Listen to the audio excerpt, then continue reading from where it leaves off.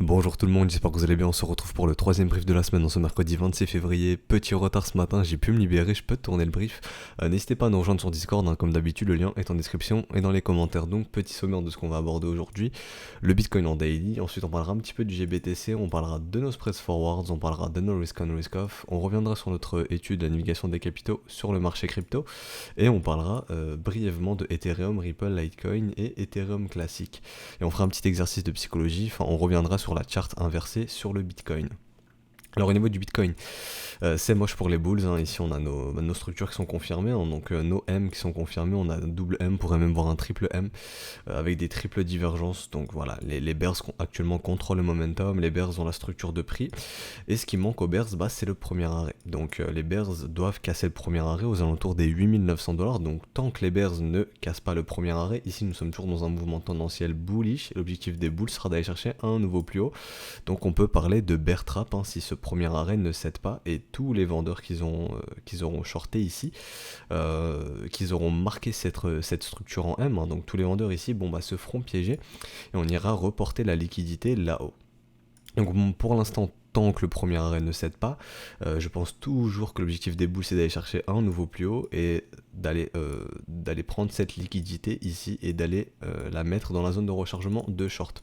A contrario, comme je disais, si ce premier arrêt cède, hein, si ici on perd notre niveau, qu'on vraiment on le casse, le scénario bear trap, on met une croix dessus et dans ce cas-là, les bears contrôleront définitivement ce mouvement et les prochains objectifs, ça se trouvera dans la zone de rechargement. Donc l'objectif, ça sera d'aller dans la zone de rechargement. Mais en tout cas, ça nous montrera que les bears contrôlent bien ce mouvement et tant qu'ils le contrôlent, il faut les laisser contrôler le mouvement. Et encore une nouvelle fois, ce qui nous intéressera si on va dans la zone de rechargement, c'est de voir des divergences au niveau du momentum et de voir un nouveau W se dessiner comme on l'avait dessiné ici, qui nous avait indiqué ce qu'on est en train de rallye, donc ce mouvement contre ce rallye contre tendance. Donc voilà, maintenant la question aujourd'hui c'est de savoir est-ce que le premier arrêt va céder, est-ce qu'il va céder dans les prochains jours, est-ce que les bulls vont réussir à maintenir ce premier arrêt. Ici je voulais voir en fait un sentiment très bear, donc le sentiment n'est pas euphorique non plus, mais j'ai l'impression qu'il est un petit peu plus bull. D'ailleurs on m'avait partagé dans le Discord, je crois que c'est ça le nom, laissez-moi retrouver, voilà, donc on m'avait partagé dans le Discord un petit site que j'avais apprécié, donc il vous permet aussi de récupérer l'open interest.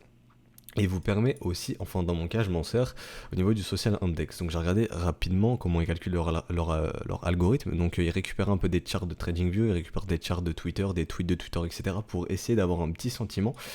Et le sentiment m'a l'air bon, leur analyse de sentiment m'a l'air pertinente, hein. Donc voilà, j'ai un petit ressenti aussi au niveau du sentiment que j'arrive à ressentir, le sentiment global, et il est très bien retranscrit je trouve sur cette charte, et comme vous le voyez, je trouve pas que le sentiment est très bear, il a l'air neutre, donc voilà, il est pas non plus euphorique, mais il est pas énormément bear, donc pour faire un bear trap, vous voyez ici, comme on a vu ce bear trap là, en fait je veux voir un sentiment pareil, ici un sentiment très bear, et pour l'instant il n'a l'air pas très bearish, au contraire il a l'air même plutôt bullish ici, donc voilà, donc est-ce qu'on a besoin de plus liquider les gens, de plus nettoyer le marché, etc., de faire un retour en zone de rechargement pour que les gens soient bears, d'après le sentiment, ça a l'air d'être le cas, mais encore une fois, mon cerveau est un petit peu retourné parce que y a beaucoup de gens en fait qui veulent acheter dans ces zones-là, et si le marché vient ici, je le vois mal venir ici, tout le monde rentre dans le train et hop, on repart. Ça me paraîtrait énormément bizarre. Donc voilà, pour l'instant, nous, on va se focus sur le premier arrêt. Maintenant, le niveau très intéressant pour les bulls à maintenir, c'est le niveau des 8 900 $. On peut aller voir aussi, si on regarde un petit peu au niveau du volume profile, voilà, les bulls se doivent de garder un petit peu la value haute, hein, si on le voit ici, voilà, les bulls ont beaucoup à maintenir, ils ont le premier arrêt, la value haute, voilà, donc les bulls ont énormément de travail à faire ici. Pour l'instant, quand on regarde le momentum, je regarde un petit peu au niveau du momentum, il n'y a rien qui m'indique que les bulls sont prêts à reprendre le contrôle de ce mouvement, il n'y a clairement rien. Donc là, les bears ont tout pour casser le premier arrêt, donc est-ce qu'ils vont réussir à le faire, c'est la question. On voit qu'au niveau du volume, les bears n'arrivent pas à accentuer ce volume, hein, le volume vendeur n'arrive pas à être croissant. Donc dans un mouvement baissier, on va avoir un volume croissant vendeur, hein. Pour l'instant, ce n'est pas le cas. Donc voilà, est-ce que les bears vont réussir à bien se montrer en cassant le premier arrêt? C'est ce qu'on attend de voir. Hier, on avait parlé du GBTC brièvement, donc je vais retourner sur le GBTC. Bon, bah lui, le GBTC, il a complètement explosé son premier arrêt, donc est-ce que le Bitcoin va suivre, hein, tout comme il avait fait sa structure avant le Bitcoin hier, il l'avait fait une journée avant, il me semble, donc lui, il l'avait faite le 24 février, et Bitcoin a confirmé dans la nuit, il me semble, voilà, donc on l'a fait un petit jour après le 25, donc est-ce que Bitcoin va suivre GBTC en cassant son premier arrêt comme lui, il l'a fait, on a l'air de déjà se diriger dans sa reload zone, c'est ce qu'on va voir, donc voilà, est-ce que Bitcoin va céder son premier arrêt. Si le premier arrêt cède, encore une fois, comme j'ai dit, le scénario bear trap, on met une croix dessus, et la prochaine zone qui nous intéressera dorénavant, ce sera la zone de rechargement d'achat ici. On voit aussi qu'il y a des petits creux dans le volume profile, hein. Ici on voit un creux, voilà, donc sur le premier arrêt, ça ferait sens d'aller chercher le premier arrêt, et si le premier arrêt cède, le prochain creux il est entre les 7008 et les 7005, donc dans la zone de rechargement, donc voilà. Si le premier arrêt cède, on devrait se diriger dans la zone de rechargement. Au niveau des spreads, voilà, nos spreads aussi nous avaient prévenu un petit peu que les bulls devaient laisser le moteur refroidir suite à ces M, hein. Pareil au niveau des spreads, il n'y a rien qui nous indique que les bulls sont prêts à repartir au niveau de ce mouvement, donc comme je le répète une fois, tout va se jouer sur le premier arrêt, on va voir ce qui va se passer ici. Exactement pareil sur Ethereum et pareil sur Litecoin. Au niveau des risk-on, risk-off, on voit clairement que en ce moment c'est plus des journées risk-off, hein. Les capitaux vont largement plus dans les actifs refuges, voilà, comme le gold. On voit que le bond qui est un risk-off qui pète aussi à la hausse, on voit que nos risk-on se font démonter, donc nous on catégorise le Bitcoin d'asset à risque, voilà, comme j'avais expliqué lundi, tant qu'il n'y a pas de récession, tant que Bitcoin ne me prouve pas qu'il arrive à se comporter comme un actif refuge, je le laisserai du côté des risk-on, et on voit que pour l'instant c'est pas bénéfique pour le Bitcoin, hein. On voit que les capitaux sont plus aptes à aller dans les risk-off, ils sortent des risk-on, et on voit que le Bitcoin se fait démonter aussi, tout comme nos stocks, comme le pétrole, etc.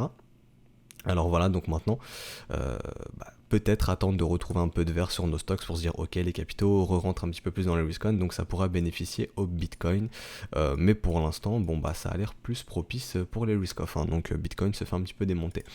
Au niveau de notre étude des capitaux, on voit clairement que les capitaux au niveau de cette semaine sont en train de sortir du marché crypto, et on voit que ça sort plus des altcoins que du Bitcoin pour le coup. Vous voyez ici la Bitcoin dominance qui reprend un petit peu de hausse, hein, donc la Bitcoin dominance qui est passée de 62% à 65%, donc voilà, on voit que les capitaux sortent plus majoritairement des altcoins que du Bitcoin sur ce mouvement.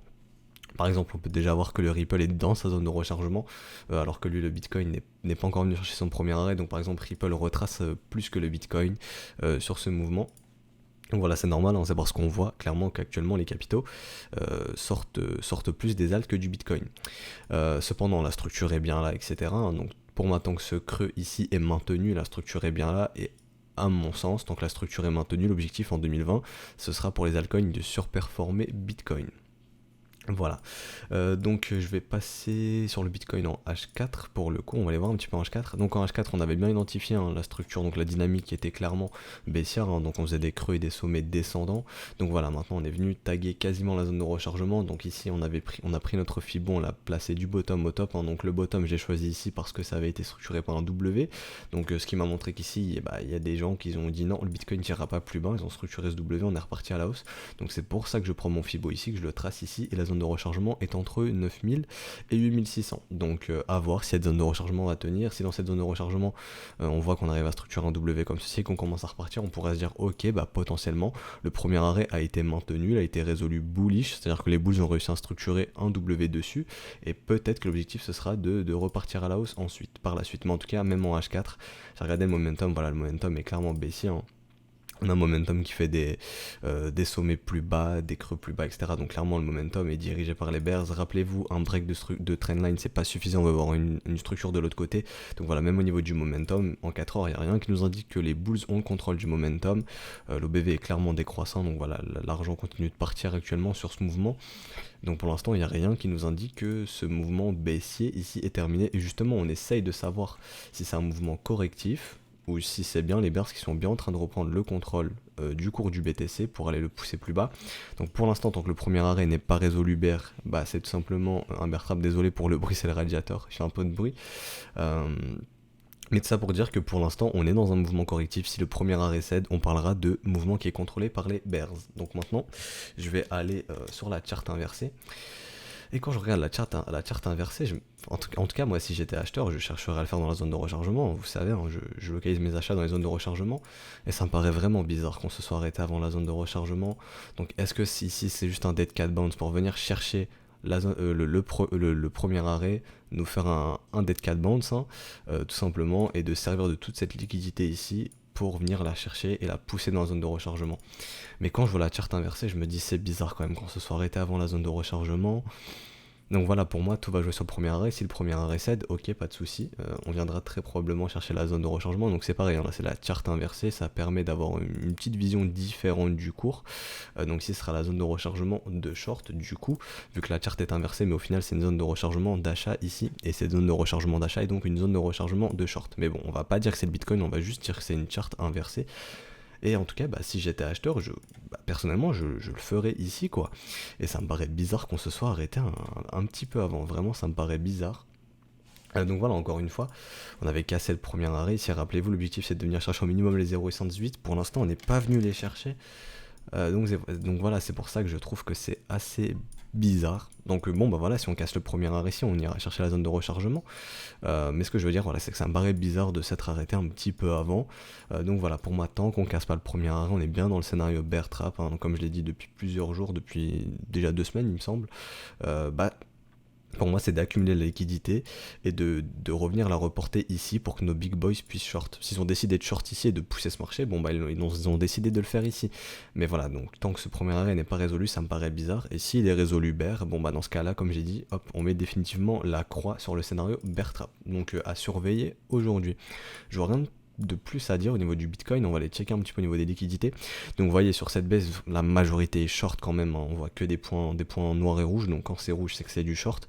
Donc voilà, il n'y a plus beaucoup de liquidités plus bas, il y a encore quelques liquidations au niveau des 8008, 8009, hein, donc tout pile sur le premier arrêt. Donc est-ce que les market makers sont en train d'aller liquider les derniers bulls? Donc il se peut qu'il y ait plus de liquidations plus bas, même c'est certain, mais bon, mon outil ne me permet pas d'afficher un range de temps plus grand.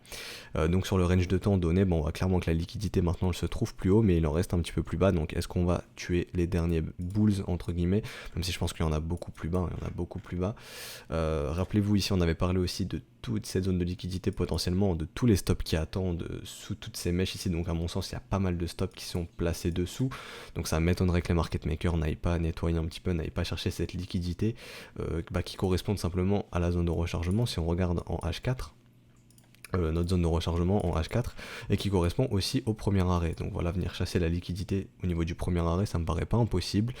Et voilà, donc pour aujourd'hui, je pense que c'est ce qu'on va surveiller. Donc voilà, comme on le voit, il reste un petit peu de liquidité aux alentours des 8008, mais clairement ici tout le monde a l'air d'être au niveau des positions supérieures à 10 millions, on a l'air, donc ici c'est des positions, donc des liquidations de plus de 10 millions de dollars, donc on voit clairement que c'est beaucoup de short, hein, donc il y a énormément de liquidité plus haut. Donc est-ce que le but c'est de venir taguer le premier arrêt pour aller chercher cette liquidité plus haut? C'est ce qu'on va voir aujourd'hui. Voilà, mais en tout cas en daily à 4 heures actuellement, comme je l'ai dit, il n'y a rien qui nous indique que les bulls sont prêts à reprendre le contrôle du mouvement. Donc je pense vraiment qu'on a besoin d'aller taguer le premier arrêt pour voir ce qui se passe ensuite.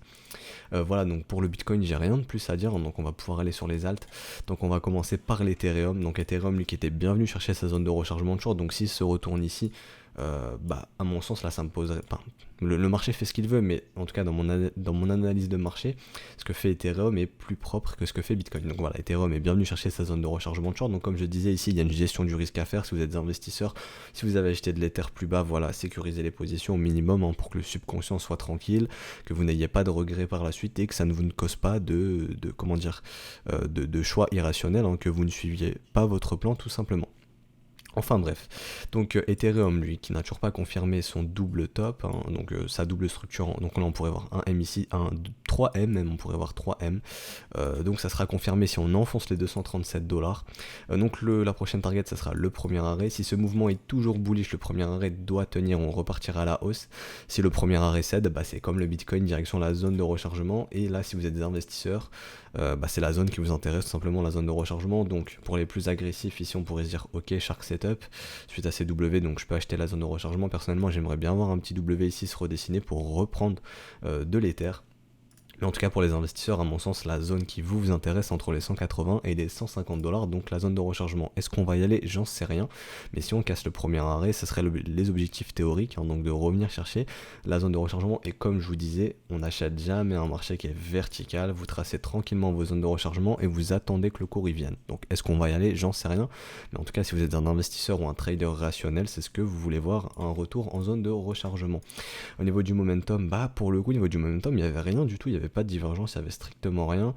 Donc William quitte son enfoncement stupide, donc ok, encore une fois, les bulls doivent lever le pied, donc pour moi, à mon sens, tout va se jouer sur le premier arrêt, comme pour le Bitcoin, donc aux alentours des 220 dollars.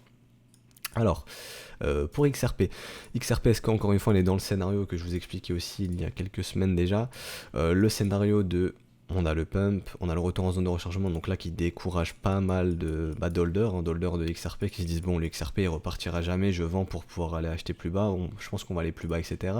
Certains peuvent se dire ça. Donc encore une fois pour moi surveiller la zone de rechargement. Ici on a vu la structure, hein, donc un double W, donc ce qui est très bullish. Ici pour moi c'est un V top. Je vais regarder brièvement au niveau du retracement, j'aime bien voir au minimum un retracement de 0,61 quasiment. Donc ok, bon, on peut se dire ici qu'il y a un M, je trouve pas très propre, voilà, je pense plus qu'ici on peut catégoriser ça un peu plus de V-top à mon sens. Si ça fait un peu plus V-top quand même ici, j'aurais préféré voir quelque chose comme ça par exemple. Donc voilà, maintenant à surveiller ce qui va se passer dans la zone de rechargement d'achat. Encore une fois, si vous êtes investisseur, c'est la zone qui vous intéresse, et personnellement j'aimerais bien y voir un petit W ici. Pour l'instant c'est pas le cas. Litecoin c'est exactement la même chose que Ethereum, que ce que je viens d'expliquer, donc il faudra surveiller le premier arrêt. Et pour Ethereum classique, on est en train de céder le premier arrêt. Rappelez-vous, ici on a vu le W monthly, je vous disais que c'était beaucoup trop parabolique, que ça m'étonnerait pas qu'on fasse un mouvement, le petit shakeout comme je l'avais appelé, hein, de venir chasser un petit peu de ceux qui se rentrent agressivement dans la zone de rechargement, donc à surveiller entre les 7 dollars et les 5 dollars. Donc je vais m'arrêter pour aujourd'hui, désolé j'ai pas plus de temps, donc moi je vous souhaite une excellente journée, on se retrouve demain, allez ciao tout le monde.